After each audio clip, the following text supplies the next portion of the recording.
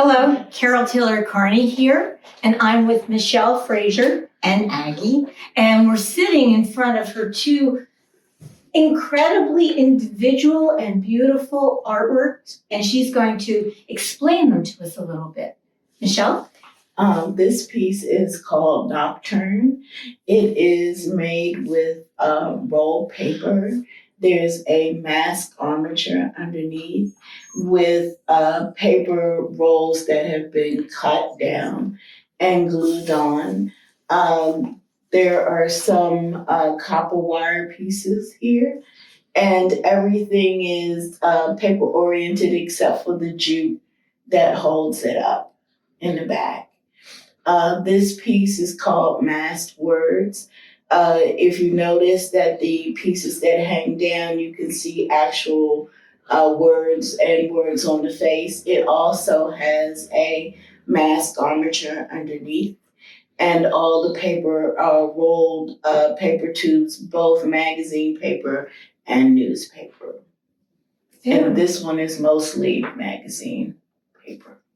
Well, it really brings out you were really able to bring out the color in each of them, because people think of magazines, newspaper, black and white. Black and white, red all over. Yeah. Right.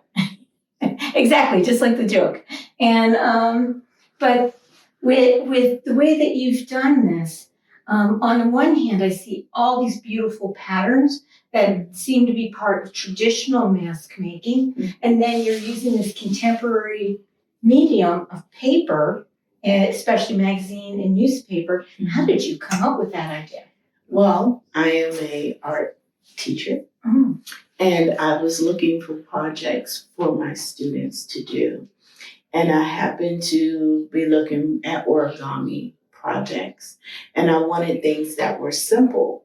However, I found a couple of projects, and in my process of doing samples, I started rolling paper, and I'm thinking this might be too complicated or too time consuming for them, but it was just right for me. Mm-hmm. So I just started playing with it, and I had these masks at work, and I just kind of went on. I found some other projects for my students to do, but I went on ahead and started doing the paper rolls. Mm-hmm. I did a whole bunch. I had like a container, like 2 or 3 containers full of rolls, and I decided, well, what exactly am I going to do with that? Mm-hmm. But this piece here, these rolls, we had an event called Paint, Build, Create. Mm-hmm. And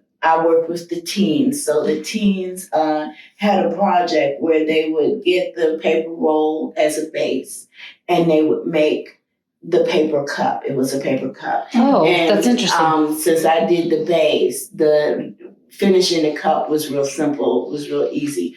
But I had all these rolls left.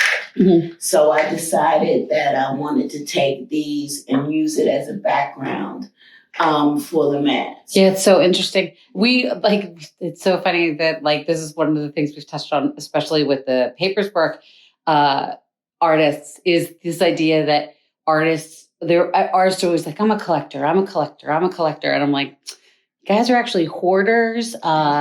And the only difference between you and a hoarder is that you're actually going to use this for something. But artists always have such innovative ways of using things. Mm-hmm. And so we were talking off camera that one of the things I find really interesting about these two pieces, juxtapositioned with each other, is one features the ends of the rolls and one features the sides of the rolls. Right. And it's interesting how you get dimensionality out of both, because especially the rolls that you've used vertically, they're flat. They're basically sticks. And yet that mask has such beautiful depth, and you've really managed to create the shape of the face and the way you've lined the eyes, and then put the and the lips too. Yeah, everything about it. The way that you've managed to take these different textures and shapes and create two things that essentially they're both masks, but they demonstrate two very different ways of thinking about the face and the plane and the material and all those things.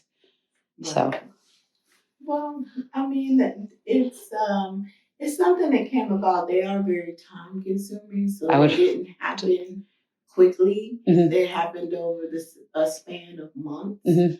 So, and it was during the winter time, Mhm. and I'm actually a stone carver. Oh, And so I work outside. you are a very patient person, Michele. I work outside, but during the winter time, I cannot work indoors. Yeah. So I kind of almost have to take a break Mhm. from carving stone, and So you picked something really relaxing and chill, and that didn't require a ton of labor. Right. You were like, I'll just roll hundreds of rolls of paper. Pretty much. Pretty much. I mean, I'm sitting, while I'm cooking dinner, letting things cook, or watching TV. I can sit there and just roll. It was very therapeutic because I was frustrated that I could not go outside. It was just too cold. It's too cold, yeah. To work on my stone. So I've tried bringing it indoors, but there's so much dust. Yeah. And I can't, I'm a power tool junkie, so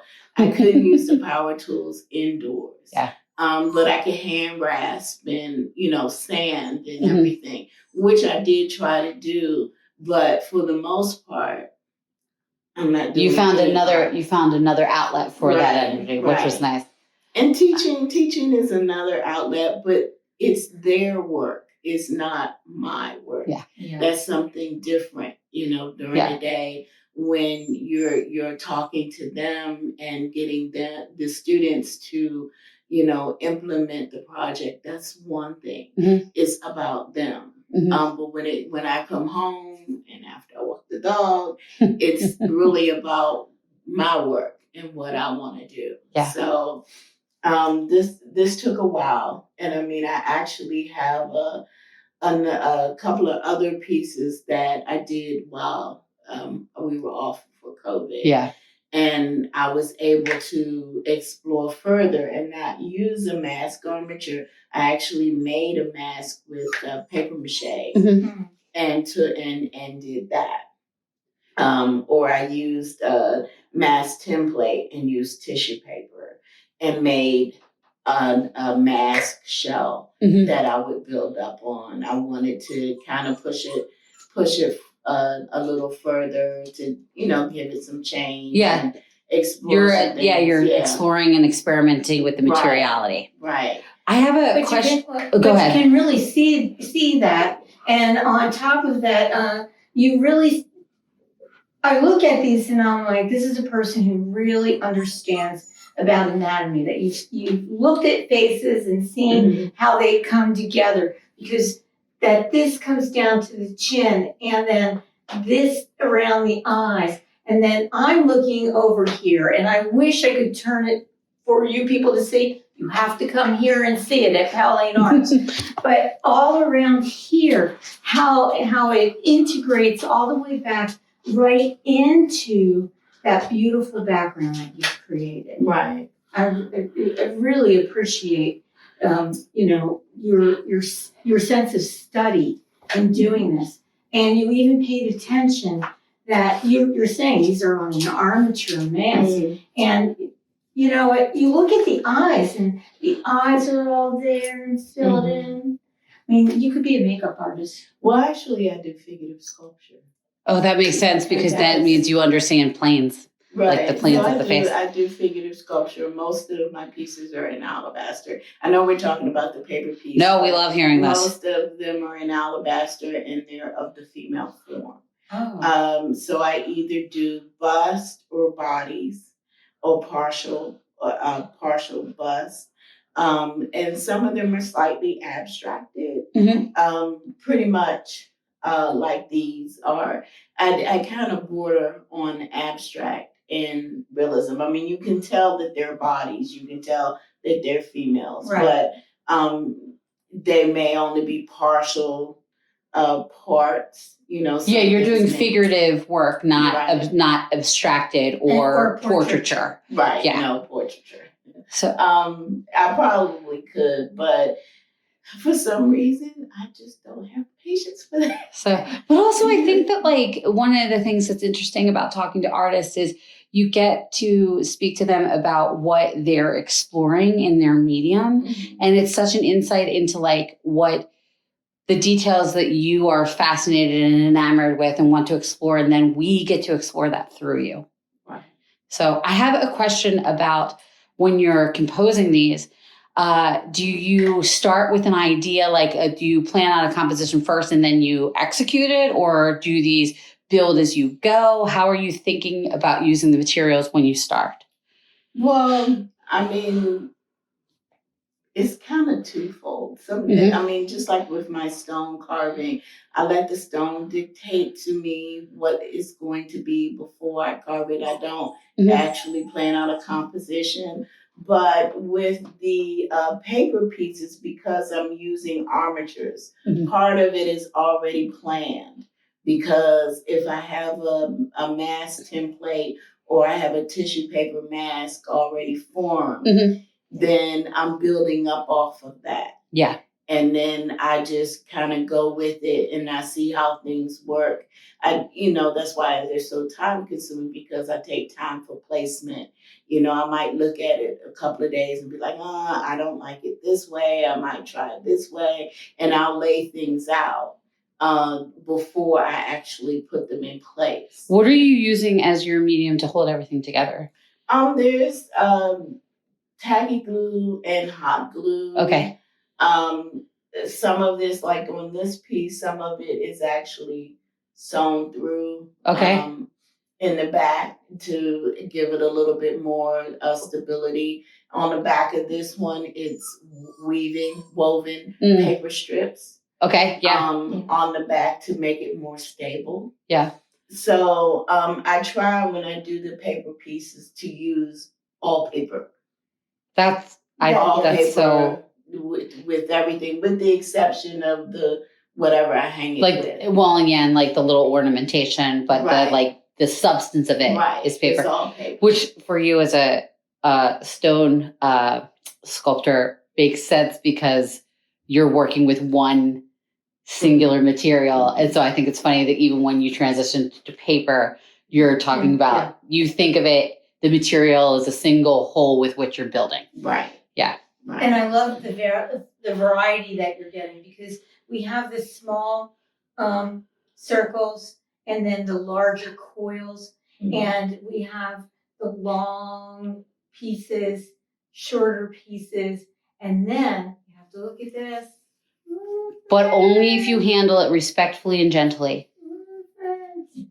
That, it is just a wonderful. Well, and also the one surface that's the tubes versus the ends, they reflect and receive light in completely different ways, which is interesting. So, and I found that I like a magazine paper better than newspaper. It's got more like I'm doing a gesture with my hand that I think means it's got more like not exactly heft, but it's smoother, and I would imagine like newspaper, when you roll a lot of it together, it's very hard. But magazine has like a little bit more flexibility while still staying it's harder to crumple than a newspaper. Well, I just found that one, it doesn't yellow. That's true. Regular newspaper. And also, newspaper, for whatever reason, has a what you want to call a weft, a direction that you have to go in order for it to roll properly. Yeah. Which is what they use when they print it too. Right. Yeah. So, if you want to roll from the outer edge in, it doesn't roll quite. Yeah. It doesn't roll well. You have to roll from the bottom up. Mm-hmm. And so I found that to be interesting because magazine paper, kind of the same way it is, but I can kind of make it versatile depending on how I fold and tear the paper because there's a lot of folding and tearing before there's rolling. Yeah. I make the paper the size of the strip that I want it to be before it gets rolled. Okay. So then that way I can roll it whichever way I want This had to take so much like you had to Yeah, do so much planning. planning and testing out before you even started using it as a material. Well, that's what part of my job was to. I know it's part of your put job, but it's still like samples you must be together, so I patient. had time to plan. Yeah. I had time to see, how the paper works. Since I was working with origami projects, Mhm. origami paper you can actually fold and bend anyway. Yeah. But when I was first exploring these projects, I was rolling paper to see if I could, make certain things that I found. Mm-hmm. So that's how I figured out, well, this rolls this way, this doesn't work that way. You really play with the material, which is Yeah. it's so terrific. Yeah. And on top of that, each one of these has its own unique sense of style, just like you do. And and that it makes each one of these so wonderful. So a person who's coming in to look at these, where do you think they could appreciate it the most? Where would they consider? She keeps on asking this question, basically, like she said, keeps saying, besides the museum, where would you like to see these for people to? And we say the museum like we're joking, but obviously we're not. Most artists would it deserves to be put. But where in a domestic or office or professional space do you want these? In a big open area, in a small intimate area? Like what kind of?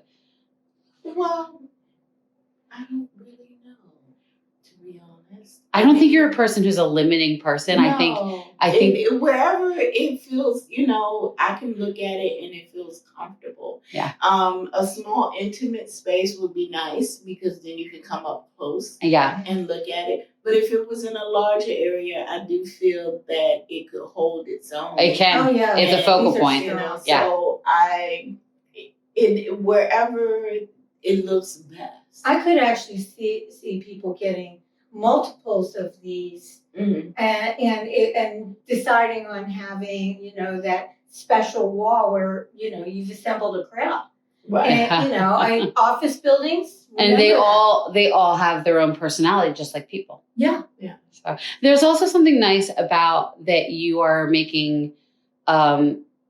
We talk a lot about how fine art has its base in earlier arts that people would make that were important treasures for a culture, or that were in folk traditions, or that harken back to these ceremonial things. And there's something nice about masks because when you look at hallmarks of lots of different societies, they all involve this the tradition of masks. And so it's a nice touchstone to so many different things too.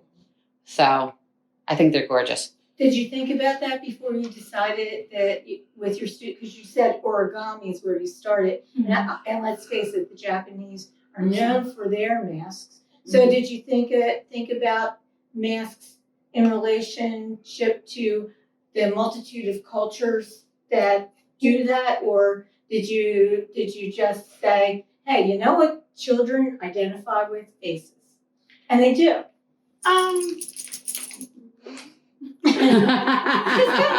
No, because these pieces were developed simply out of exploration, and maybe I drew on some of the things that I had been interested in that made me carve stone. And I've done, it seems like I've done different types of masks. I've done clay masks. I've done a big cardboard mask. And for various reasons, maybe not related to my personal artwork. But, and it just seemed like I have these items. Like you said, hoarders. I have these items. I'm such a jerk. These would be perfect. Yeah. Because it gives me a surface to work on. Yeah. And I want to do faces. I really wanted something to hang on the wall. Since most of my pieces have to sit on a table or a pedestal or something, I wanted to explore having something to hang on the wall. And it's so nice having a 3-dimensional piece that comes out from the surface of a wall, because we think of paintings and flat things on walls, but really, Yeah, painters spend a lot of time trying to make depth, and sculptors automatically start with depth and sometimes even try to make it look flat, which I always find is very Right. funny. yeah. Right. So, but your work is beautiful. We're so Thank glad you. that you are in this show for us. Well, thank you. So- Thank you very much. I mean, I guess, as a visual artist, I've been teaching for years. I bet you're a So- terrific teacher and- because you're a naturally curious person. And I teach painting. However, I don't paint myself. Mhm. But because I find painting to become frustrating, like you said, with the depth, Yeah. I have to create the depth as opposed to working with something that Mhm. already has depth and adding to it. Mhm. I mean, even with stone, people can say, well, the stone has flat sides and everything, but it already has dimension Yeah. to it. Just try picking it up. Yeah. Yeah. I mean, but it's my And also try to carve against the grain right. sometime, and you will find that it's a material that's already speaking to you. Right. Yeah. That's true, because So- it would not work for you if you're going against the striations, against the grain. Yeah. You have to make it easier on you. You have to carve with it, whether it's a flat surface, or the surface is a little rough, Yeah. on one side. But since I've been stone carving for years, I wanted to just play with something different. I always, when I get stuff together for my students, Mhm. I play with it. I play with it and I see, okay, this is what I would do, but this is the grade level I'm working with. And they can't quite do this. So What's a version of this? Right. Teachers are great at good teachers are great at adaptability, but I also think that's true of artists. Like, I think Yeah, that's why you right. guys are not hoarders, is because you're adaptable people who know how to use things creatively. So, I modify the project, or I even toss it and find something totally different for them to do Mhm. that I think will just be as much fun or as creative Mhm. as this. And I'll put this to the side and maybe explore it a little further Mhm. myself. So either it'll become more complicated because Oh it's yeah, it really did. or simpler, because depending on which way I choose to take it. If I choose to take it away and work on it for personal reasons, then it becomes more complicated. Yeah. Because I have more time and more ideas that I can do. I can't see. You're a anywhere material else. adventurer. Yes, Yeah. I am. I'm a supply junkie. I'm a supply junkie. I can tell you what works good with this, that, and the third. I mean, I can. Who I do has that. enough flexibility to know that you have to roll newspaper this way and Yeah. Yeah. So it's perfect. So Well, thank you. And thank you for having me in the exhibit. I was really excited. I wasn't expecting it.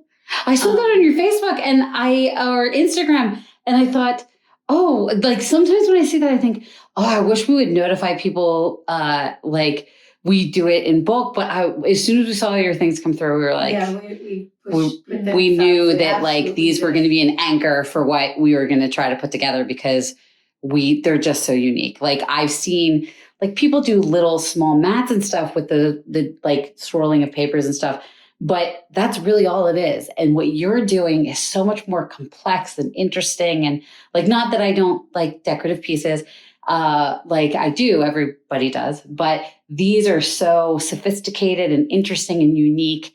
It's a really interesting take on the medium. Well, thank you. Like I said, I wasn't expecting it at all, because like I said, I was just playing with it to see if I could make something. Well, it's really cool. Wow. And I love that you are a stone carver too. We're going to have to, a sculptor. We're going to remember that. Yeah. So You might be in trouble. But thank you so much for talking to us. Thank you. I could talk to you all day. I won't make you, but I could talk to you all day. But yes, go ahead. You got to get the date right though. I promise. Okay. I will. So please come see these marvelous masks at Powell Arts from June 2nd to August 7th. You did it. You nailed it. That's your first clean one of the day. Of the week. Of the week, of the year. Just kidding.